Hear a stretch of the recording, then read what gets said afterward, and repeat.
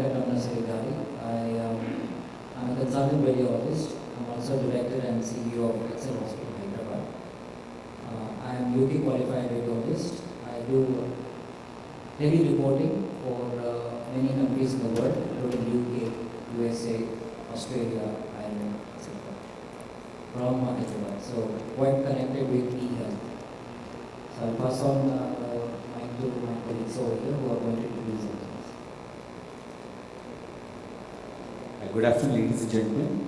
I'm Manish Khemka. I'm really excited to be here in Hyderabad. I'm from Nepal. We have a corporate hospital, 150-bedded corporate hospital in Nepal, but apart from that, our group is into many other business. You name it and we are there. So we're the largest business group of Nepal. And it's very privileged to be here with all these eminent speakers, and we'll be talking about why and how digitalization is shaping in India, and why it is needed, and how we can contribute towards it. Thank you.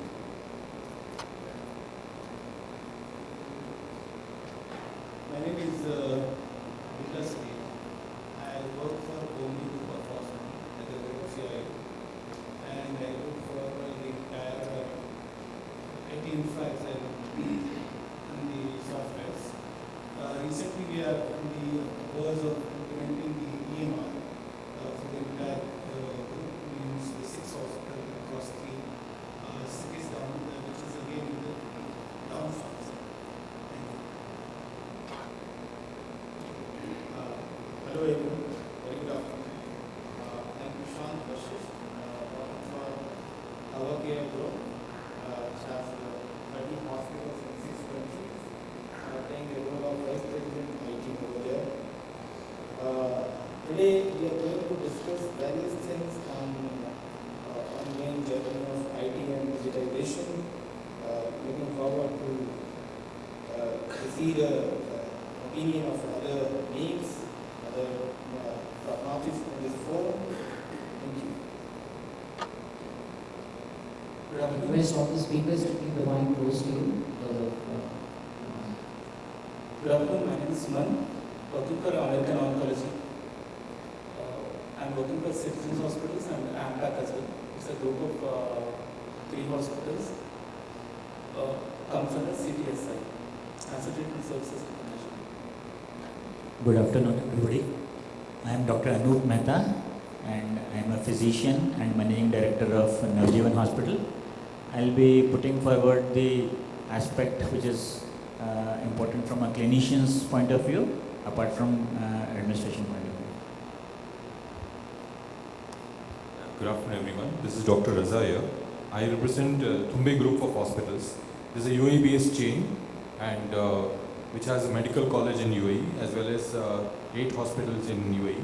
This is the first hospital in Hyderabad. As a CEO, our experience in the use of technology, various modes and interesting opportunities is what we will be discussing. Thank you everybody. Very nice to be here. Mixed group, which is very interesting. So I'm going to start off with a basic question, and Mr. Manish, question for you. What do you understand by the term digital healthcare, and can you give us some examples? Digital healthcare, first of all, we understand digital healthcare is using all the digitized data and information available in the patient care, in delivery as well as in diagnosis. So, if we talk about India, we have started digitizing. So, digitization is really far thing for us, but yes, a lot of things happening in this sector, and it is very important for India in a way, because it's a country, if you go for macro numbers, India stands close to 115 in the healthcare quality and access index, which is only better than Pakistan and Afghanistan. It's like a part of Nepal, and it's really behind Bangladesh and Bhutan. And if you see for the Human Development Index, it is also 129. So the need of digitalization in healthcare is very important for a country like India, where 2/3 population is rural and 1/3 of the total infrastructure is available for the rural mass to cater 2/3 of the population. India houses around 28% of the poor people of the world. So the solution available for the country is a digitalization, and the best result is digitalization. So a lot of things happening in this area like variables, microsensors, biometrics, and then artificial intelligence. So a lot of things are happening in this sector, but then this is confined to rural area, confined to the urban populations and to very niche kind of a mass, because everybody can't afford it. Because healthcare is very, very expensive in India, and not just in India, in all part of the world.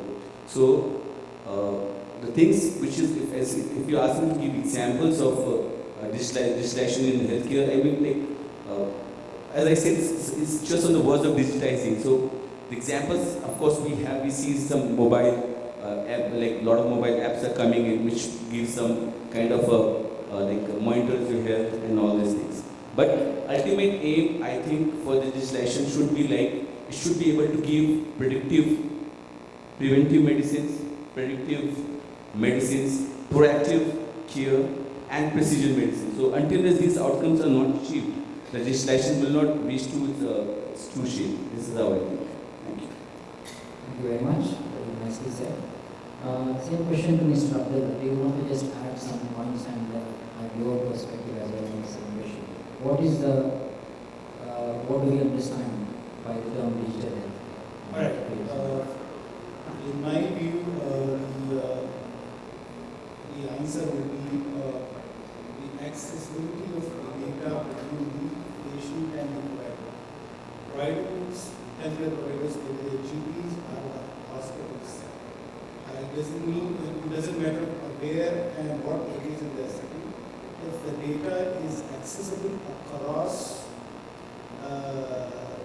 the patient and the patient doctors, then only the value will be come out as an outcome, and outcome will be adding value in terms of improving the patient experience and provider experience.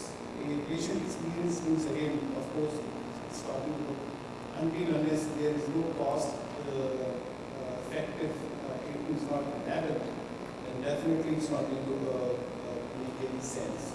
But the technology is going to add value in terms of providing the accessibility to the doctors and the provider, doctors and the patient, irrespective of the location. Very much. You want, Mr. Prashant, you want to just say some words on the understanding of the term digital health? Thanks, Dr. In my views, digital health is the convergence of technology platform with health, healthcare, society, and living to enhance basically the effectiveness of healthcare delivery. This is what I believe in a way. But when you look at digital health, how is it helping? Is it really creating that sort of impact that we are expecting? For example, we talk about EHR, we talk about BI, we talk about various technologies available in the industry, like hospital information system, drug interaction. Is it really making my patient's life easy? Is it really producing some sort of effectiveness in the process? So this is what IT and technology comes in. What IT does, IT basically is helping. IT is helping our practitioners, IT is helping our users, technology is helping various stakeholders. Today, every consumer wants everything on his hand. Are we able to reach to patient? Whether patient is able to access the information from his home. Patient has become very choosy these days. He wants everything on mobile. He wants the doctor to sit on his schedule. With the help of technology, this is possible. Because IT, with a combination of various technologies, various platforms, it has become so savvy wherein it's impacting everyone's life, daily life. See how convenient it is to book a cab. Now, you press 2 buttons and book a cab. Car is there on your door. So this is where technology comes in the picture. But are we using technology effectively or not? That is the big question. For the sake of technology, we might say this is HR, this is AI, this is ML. Are we making good use of that? But when you talk about what is digital health is a combination of various technology platforms which is helping our customers, helping stakeholders to generate better results, to make the process easy and effective. This is what I mean. Thank you very much. Yeah, quite correct. I think everyone agrees when you said the word helping, it should help the provider as well as the patient. We're going to discuss that aspect a bit more once we finish the other stages as also. I just want to ask Mr. Sumant from you about what is your understanding, what do we our understanding about digital? Yeah, digital health should help us the patient safety and the overall treatment from a patient point of view. Patient should get the benefit of the overall whatever is the healthcare treatment he is taking. The treatment outcome should be better in the digital health.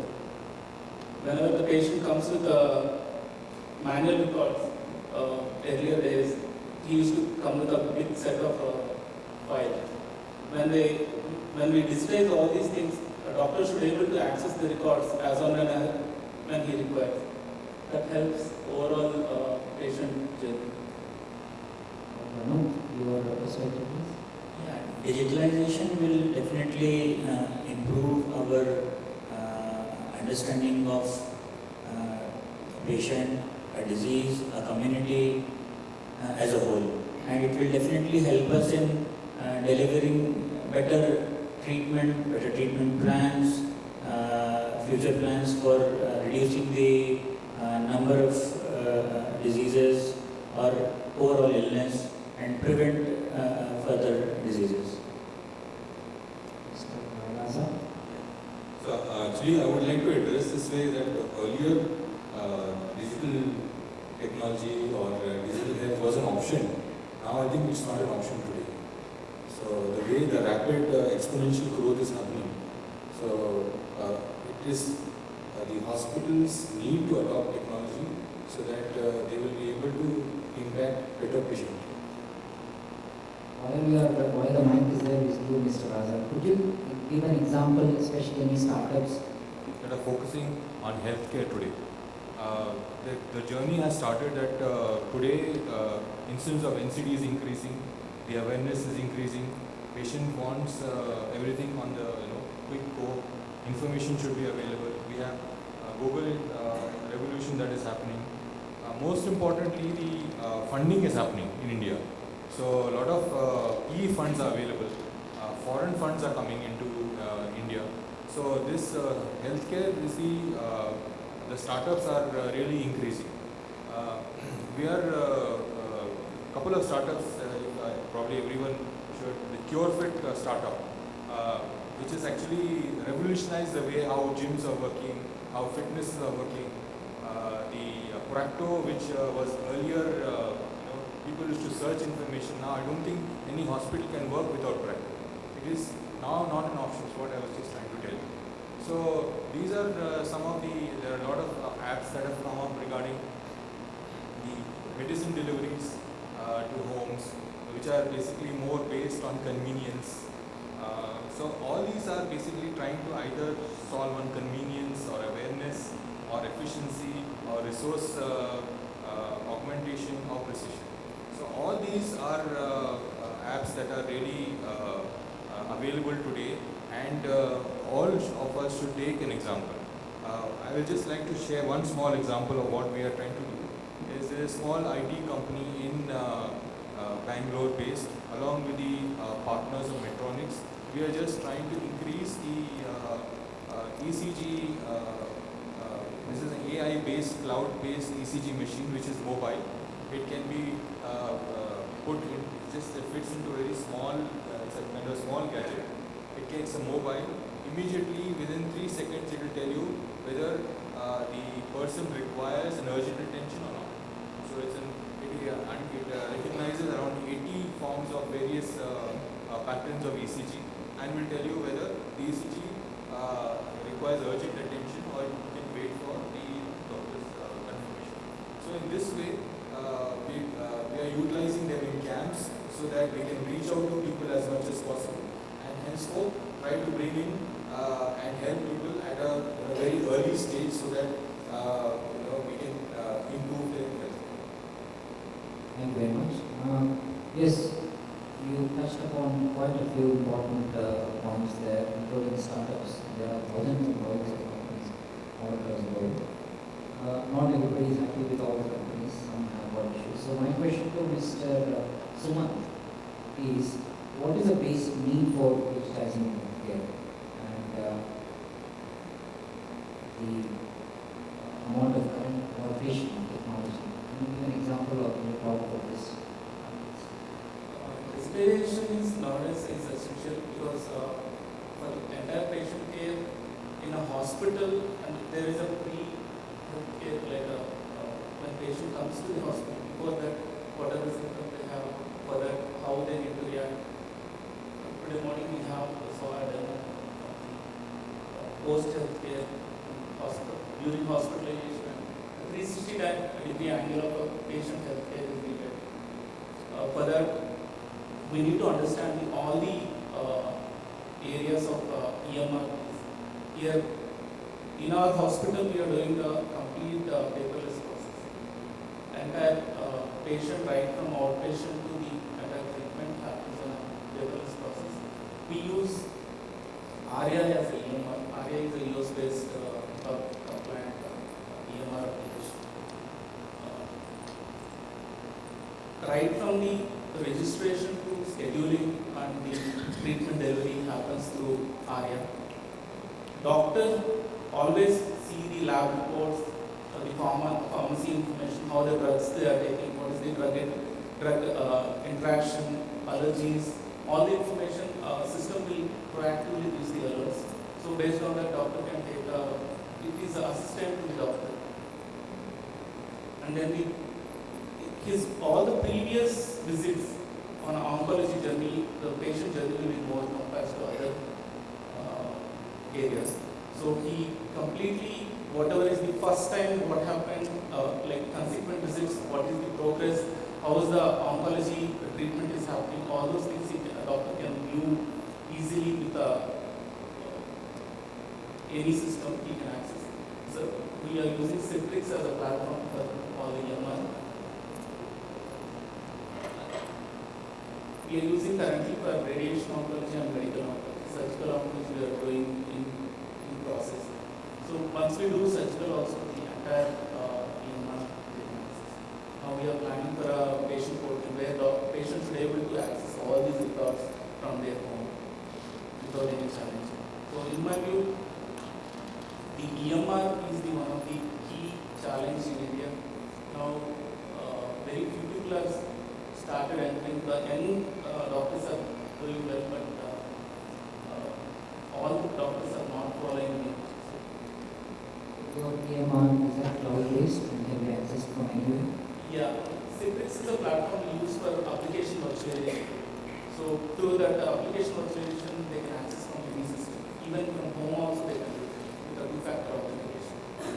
And the patients also access their data? We have given a patient portal. Through patient portal, they can access the lab reports as a lab and pharmacy reports. Prescription and lab.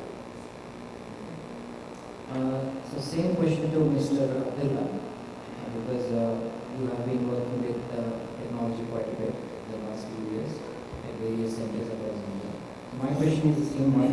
What is the need for digitalizing healthcare in India? What is the current use of adoption of technology that you implement in your centers?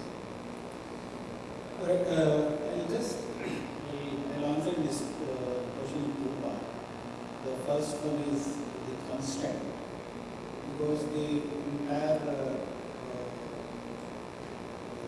people who have spoken about the EMR and technology, digitization, definitely it is moving ahead.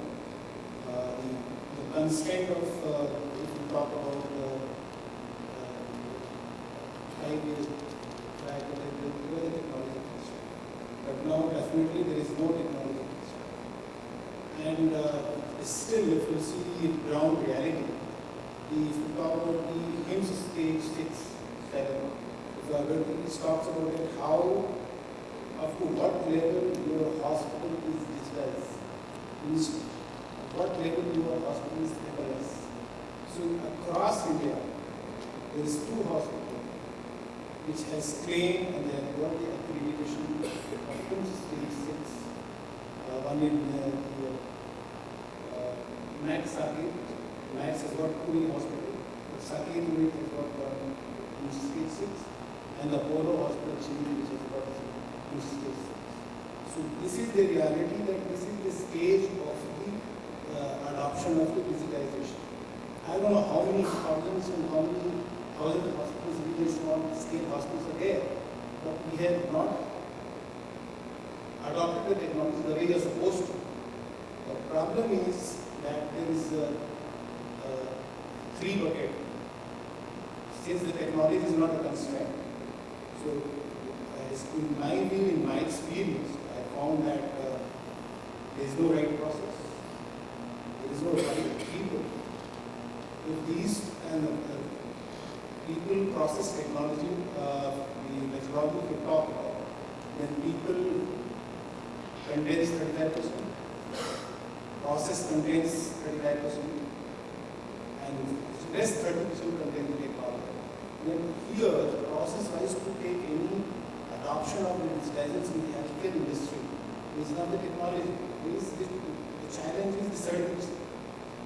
Right people, right process, and then map the technology, you are done. Right? So this is where the ground reality of the hospital has to work towards that. And the second part, though the technology is affordable for a small scale hospital, even your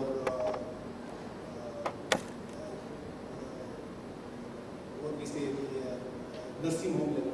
They also adopted technology. We are talking about the entire digitalization, each and every clinical data supposed to be collated in one place and it should be accessible to the patient and to the doctor. Then only the quality healthcare we can enable. Otherwise, it's not possible. So the second ground reality is that the constraint under the constraint, the IT spend. Every hospital talks about the top line, right? The bottom line, but everywhere what is the budget they have allocated for the IT spend.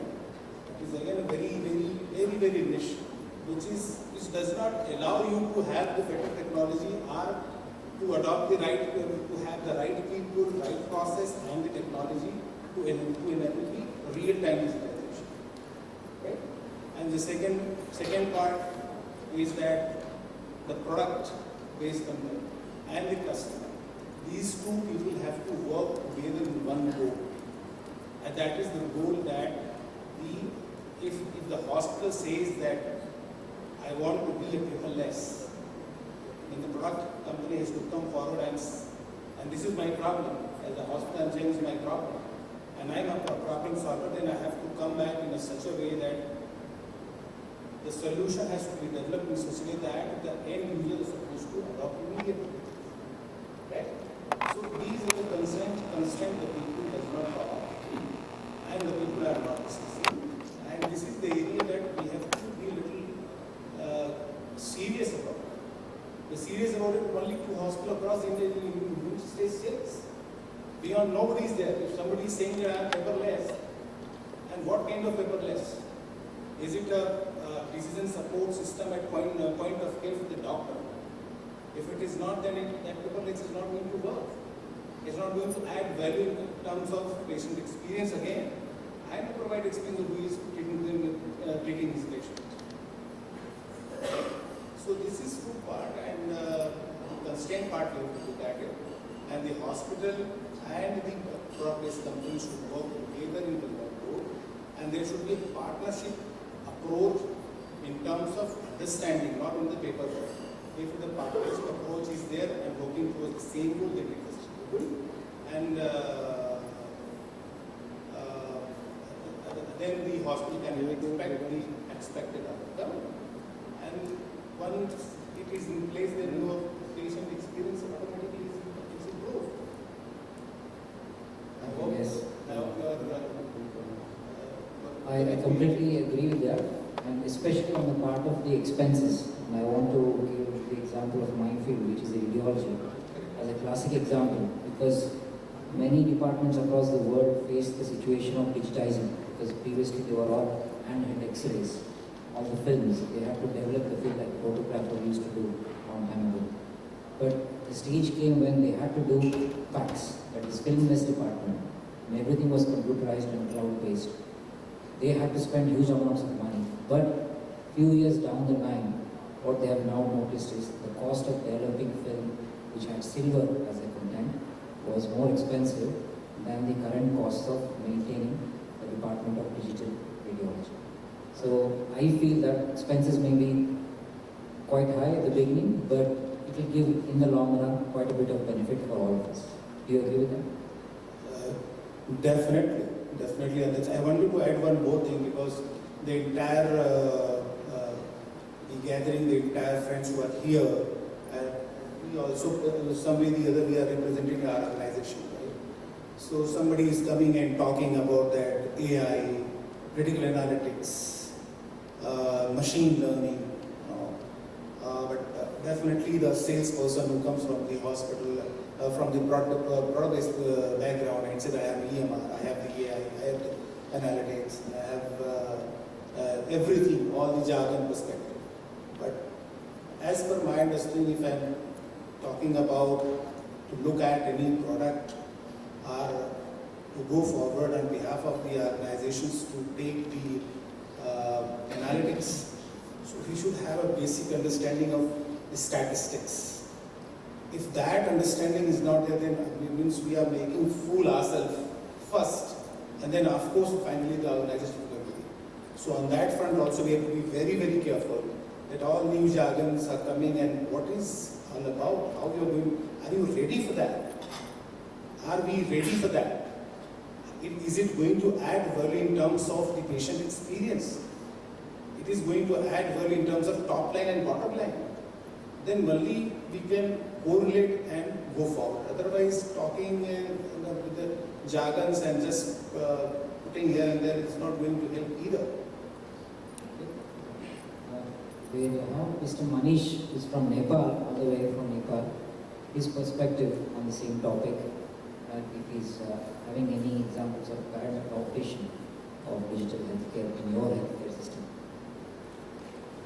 Thank you. So basically, I have mentioned my previous replies as well that India is a country of 1.3 billion people basically.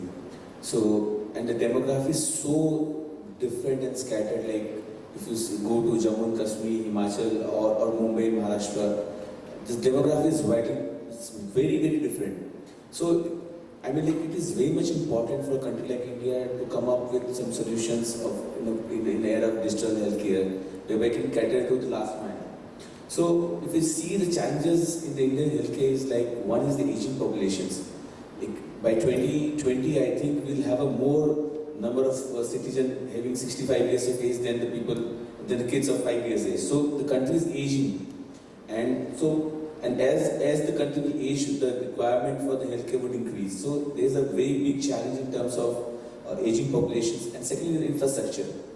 So infrastructure-wise, if we go by the WHO reports and everything, we are very, very poor. The urban concentration, if you take an example, it may match the world standards. But if you go to the rural India, the condition is very, very challenging. It's pathetic, in fact. And as I mentioned earlier, that 1/3 of infrastructure, which is again not of a quality standard, serving to the 2/3 of Indian populations. The doctors, the number of nurses or other paramedical staff is so less. It's not just the beds, the entire ecosystem is very poor and fragile. So this is second. Third is a change in the disease management system, the disease burden is changing in the country. So in overall, if we see from the perspective of the country, the digitalization is very much important, and coming up with right kind of solutions is very much important for this country.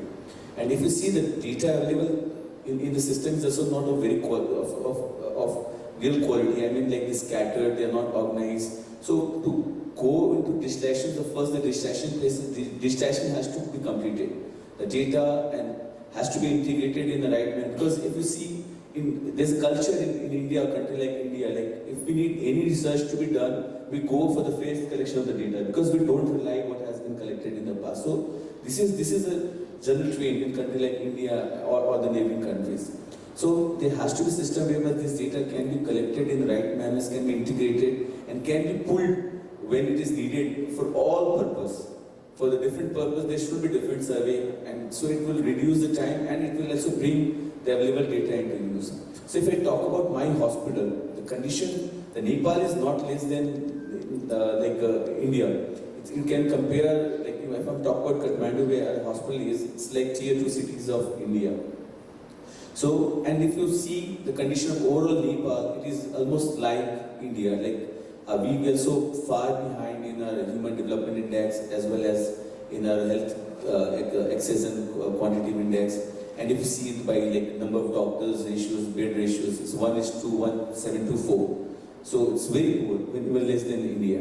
So there is a challenge. So first, even in the country like in Nepal, we are working on to providing the healthcare, which is not available. The Nepalese spend $1 billion outside Nepal for the treatment. For economy of $30 billion, you can understand the pain of spending $1 billion outside Nepal for getting the right kind of treatment. So it is very challenging, and as Mr. Abdullah said rightly, that it is very much important to first provide the right care. And of course, as it grows on, we can look for the option of digitalizations and reaching to the last mile by making it more accessible, more affordable and impactful. So in my hospital, we are trying our best to bring in technologies to as you said, digital X-rays, and also this is again a very critical piece. Innovations, we talk about disruptive innovations. It's a buzzword. But innovation is a different meaning at a different part of the world. So maybe artificial intelligence is not a new thing for the US people, but maybe providing a timely care could be an innovation in a country like Kathmandu, in a country like Nepal. Because there's no, and when we started hospital 26 years before, it was a challenge. There was no private hospital available in the country at that point of time.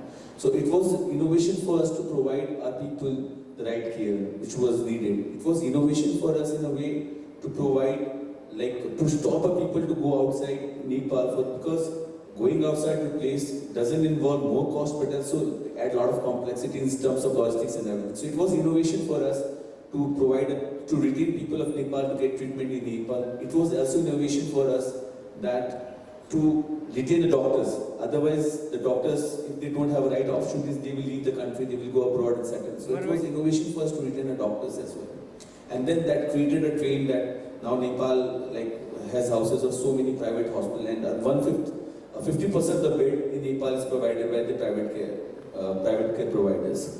So in our hospital, basically we are trying to be minimum people, we cannot say that paperless. We are trying to be more, the babies, all the data is we have electronic health records, and we have on-premise clouds where we allow our patients to have access to their lab reports and everything. So we are trying our best to be as updated as we can, but spending of the hospitals, as Sir said, that it's very less. But in our hospital, we are not minding to spend on the quality and on innovations.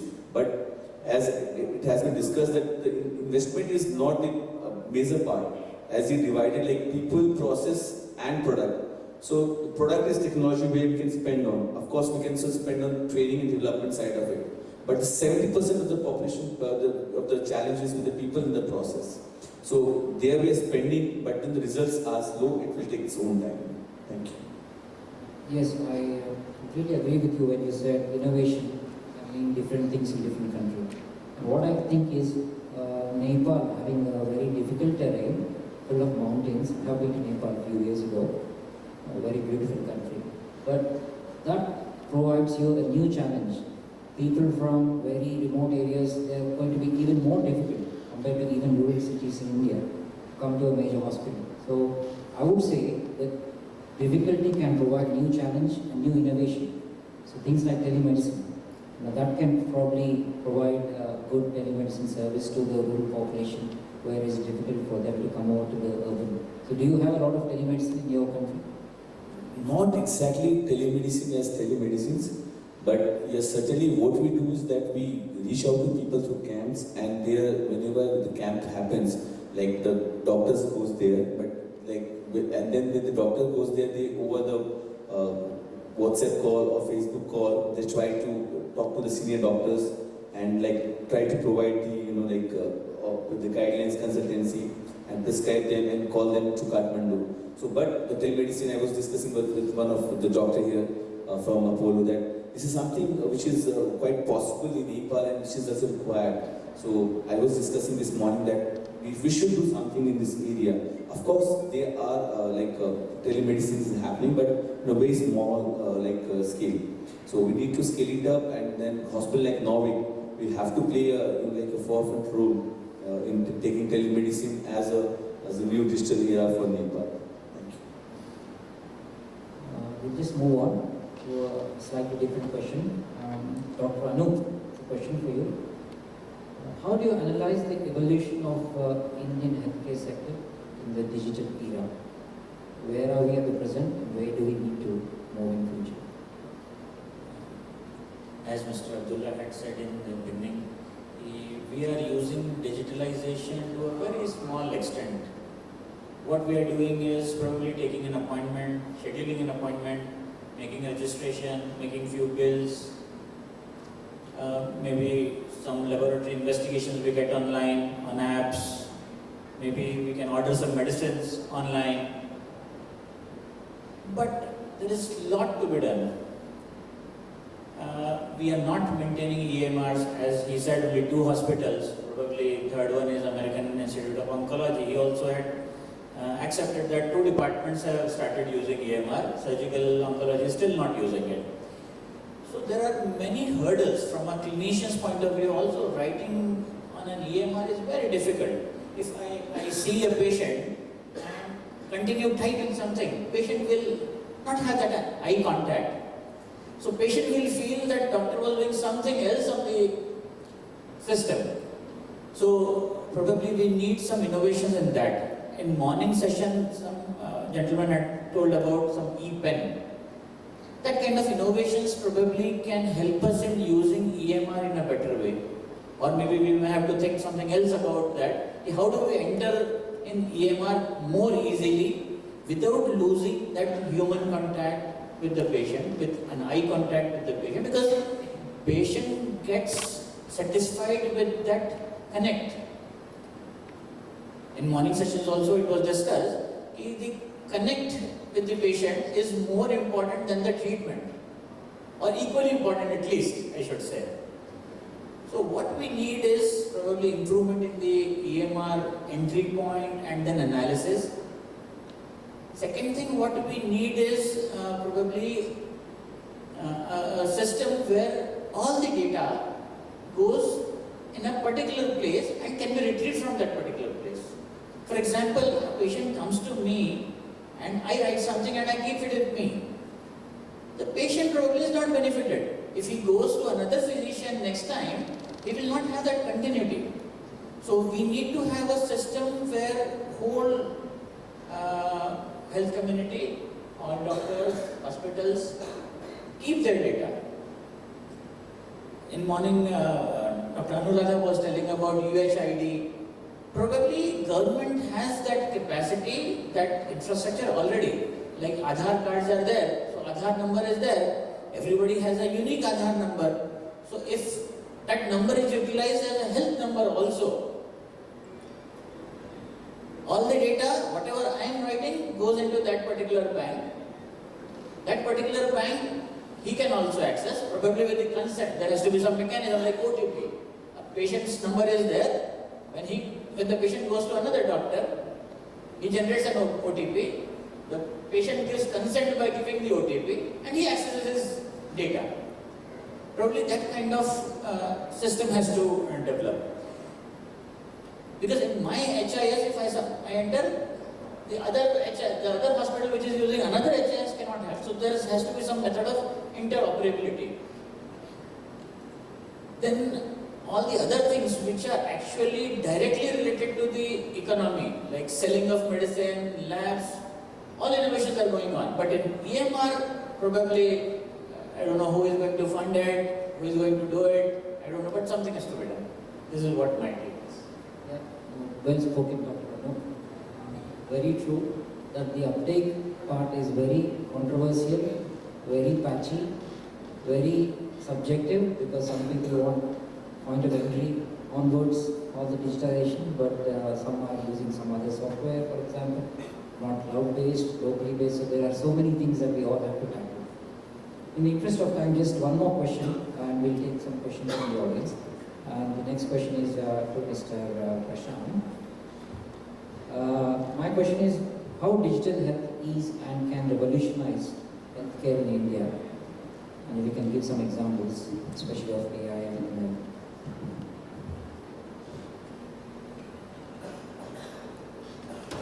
Well, being a technology evangelist, I came across various pieces of digital India. 15, 16 years back, when people were just limited to billing, and billing has to be done, I don't need anything else. But gradually they raised their standard, then they talked about online reporting, then SMS triggering, then SMS triggering, and gradually various other technology intervened, for example, artificial intelligence, which literally had, capability to change the engine. So I have come across various phases of the healthcare in India, and being a solution provider, you have to come across all these technologies. So number one, the thing which is really taking place is artificial intelligence, which has literally changed the dimension, which has changed the perception of people. It is helping immensely. This is literally playing major role in saving patient lives. Artificial intelligence is applied in all the other areas, for example, drug interaction. Your system will immediately diagnose whether the drug is having some sort of interaction or not. Adverse drug event, it can be traced and shoot out messages to various people who are involved in patient learning. Definitely artificial intelligence is having that sort of capacity what can literally attract stakeholders and patient caregivers and definitely patients as well. Now look at another piece of artificial intelligence. For example, system can predict something very in advance. For example, patient is going to fall under some sort of traumatic situation like cardiac arrest. System can predict and shoot up some sort of messages to respective stakeholders, and we can save the life. The technology has arrived already. And today there are, not only artificial intelligence, various other technologies are coming up and going to play a major role. For example, if you look at virtual reality, the patient pain can be managed easily, which is still not there in many hospitals to that extent. But again, virtual reality can play a major role. 3D printing, if you adapt 3D printing, definitely surgical time can be reduced, means time in OT can be reduced to greater extent. And we have to go for smart applications. For example, patient demands everything to come on his phone. Patient wants everything from home. Telemedicine is having a great potential. And various other technologies are there, but here the problem is one. Firstly, stakeholders have to understand what I am going to achieve out of that, as Abdullah mentioned and my other mates mentioned. Firstly, we all have to sit together on a common platform. What are we working for? What are we aiming for? Are we really paying some sort of attention on patient care? Are we really mitigating the risk of patient life? Are we really doing something for patient safety? Are we doing something for patient confidentiality? But there are various aspects have to be, think through before taking any such initiative. And you look at one revolutionizing change in radiology. Here also again, artificial intelligence playing a role. Today there is a technology which can generate reports automatically based on previous study, based on previous images. It can have the data of 10 lakh or 20 lakh patients and can generate provisional reports Let's say if radiologist is not available, then system again helping. So various stages are seen. But again, my question is one, are we really looking for patient experience factor? What all things are there? Are all our initiatives linked with patient convenience? Are all our initiatives linked with patient transparency? Are all our initiatives really linked with clinical excellence? Are we doing something to excel the level of clinical things? That has to be done well in advance. Various industry has gone through various stages now. Really, I mean, these emerging technologies helping people, helping management to greater extent. Now, sitting here, I can see what's happening in my hospital. On click of button, I can see how many patients are standing there. I'm not talking about billing, I can see that. Now, these days, if my histopathologist see a report, see a sample of tissue, he can understand whether the patient had been having some sort of abnormality before or not. That is happening. System immediately gives a pop-up and says, this patient had some sort of abnormality, probably he had gone under surgical treatment. Then definitely my histopathologist is going to see the sample twice. So such technologies are available. Quite correct, Dr. Prashant, very nicely said. In the interest of time, we're just going to have 1 minute from Dr. Raza, just his concluding remarks, and then we are going to ask questions. Yeah, thank you. Just one more example actually from the Manipal group. They're collaborating with the IBM Watson, and this IBM Watson is an AI-powered tool where they are known for best treatments and improved patient outcomes.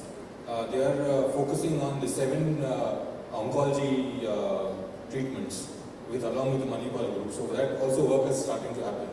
And our Telangana government has collaborated with the Microsoft, where they are doing this primary healthcare screening for children, school children.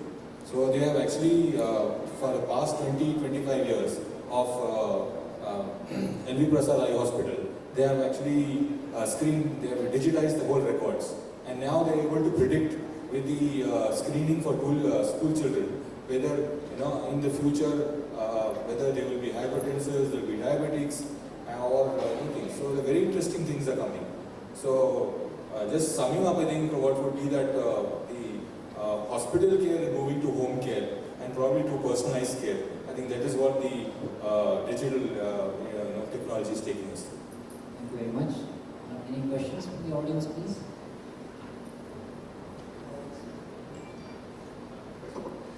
Regulation on terms of the quality of healthcare on the other end of the screen. If I say I have a night hawk, a radiologist sitting somewhere in some city and reporting on my X-rays and CTs, how do I guarantee that that person has caliber? I can guarantee that the person working in my hospital has caliber because I see his credentials.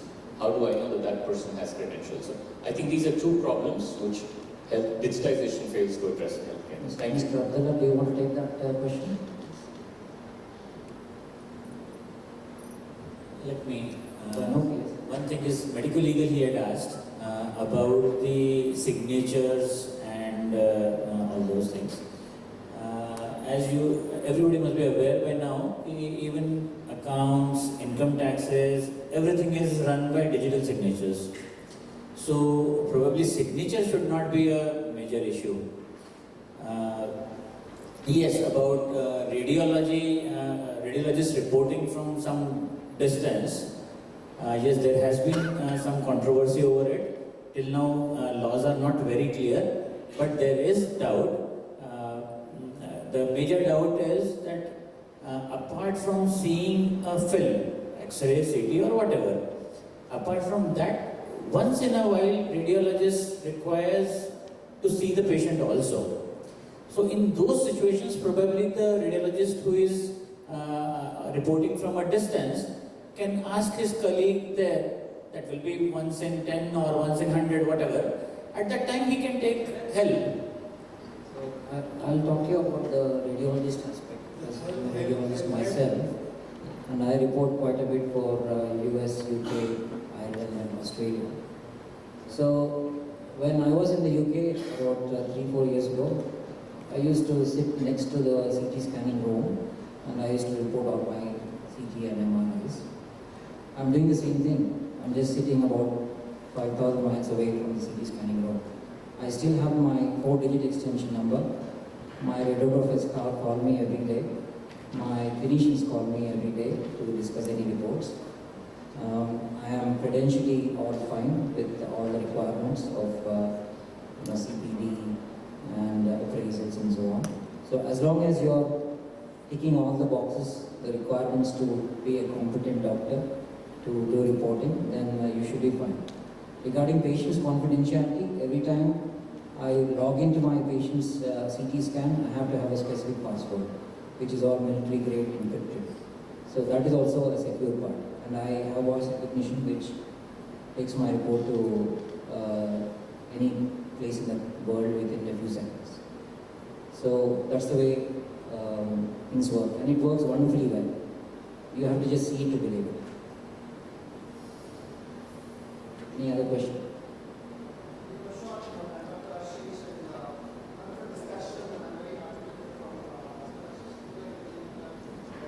When you talk about digitization, I'm an old timer.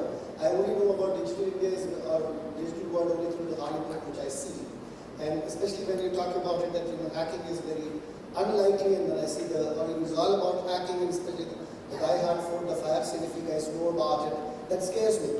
Like digital signature, anybody can do that. So I have respect for the encryption, but I still doubt how safe it is in the digital world when every other day credit card and 100 other stuff keeps going on. How safe our data is when you're talking about the digital, and how easy is it somebody sitting in 5,000 kilometers to enter into your system and do something else. So that's always a concern, because I believe the technology is a very good servant and a bad master, and that's what I would want you to address, because I believe that's questionable. Anyhow, your take on that. Digital signature is in the country and it has been rolled out quite effectively, especially when you talk about US, right?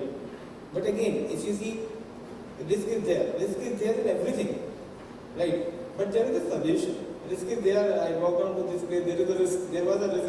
I came down all the way from Delhi to Hyderabad, there was a risk. But again, there are solutions available. For example, two-step verification is one of the solutions. But in digital signature also, you are going to verify that. Right? Somebody is verifying. If you are giving that credential to somebody else, then it's quite difficult. And if somebody snatches your signature and print it on a piece of paper, there is no guarantee. That can happen everywhere. Now come to hacking portion. See, hacking risk can be mitigated easily. There are some preventions need to be taken, but we people do not take any kind of prevention. This is our fault down the line. For example, we know that we have hosted our data on cloud, but encryption is not allowed. Encryption policy itself is not there. Okay, we are not touching cryptography at all. We are not touching other areas. What we are doing, we are having an underpinning contract with supplier and sharing all our patient related information with supplier, and he is leaking out the information. There is no control on USB pen drive, no control on port level security is not there. We have not added a significant firewall which has to be there well in advance, but not there. So we are inviting troubles. We are not taking precaution. How many times do we do regular audits? IT audits, security audits. How many big organizations having zero? More technology, more troubles? Not exactly. I being a technology evangelist, straight away say no. Say more technology, more revolution. Because as an example, I'll tell you, initially it was a password to log into my patient's record. Now there's a fingerprint data which I have to go through, and the future is facial recognition. So that's how the technology evolves, as the security risk also evolves. So I think it's all a progressive process. So I think this is the time to end. I'm sorry. Yeah, just one short one minute. In a very short, I'll add, now Dr. Alok was talking in the morning session. There is a technology available, we are working, that technology is bias authentication. The signature will be authenticated based on your voice. Until unless you are not going to, means your voice is not matching, it will not authenticate. So the technology has definitely come up, and the scenario, the workflow which we are talking about, definitely if we can put in the voice authentication solution, it will be working in more secure way. That's what I said. There is so many verification steps. You got a sore throat and you're gone. Because obviously your voice authentication will get disturbed, isn't it? By the letters on obviously So definitely we have to look at a very good point there. Though there is a sore throat, we are not able to speak out, right? But there will be someone, immediately somebody has to take over and he will be logging, his voice will be authenticated at workplace, and he will be signing rather than you sign. Any clinical document, any clinical output, if doctor is not signing on his own, then there is a question. If ex-doctor is signing on your behalf, then there is a process that has to be put in place. So thank you very much. Thank you all the great eminent speakers. Very nicely worded speech and your thoughts. And the audience also. I hope it was an interesting session. Just to end this, I quote a sentence from the eHealth magazine on an article that was recently published. So it is fascinating idea that any person in India can go to any healthcare provider, practitioner or diagnostic center or any pharmacy and yet be able to access and have a fully integrated and always available health records in an electronic format. Is not only empowering but also the vision for 21st century India. Thank you all. Thank you very much.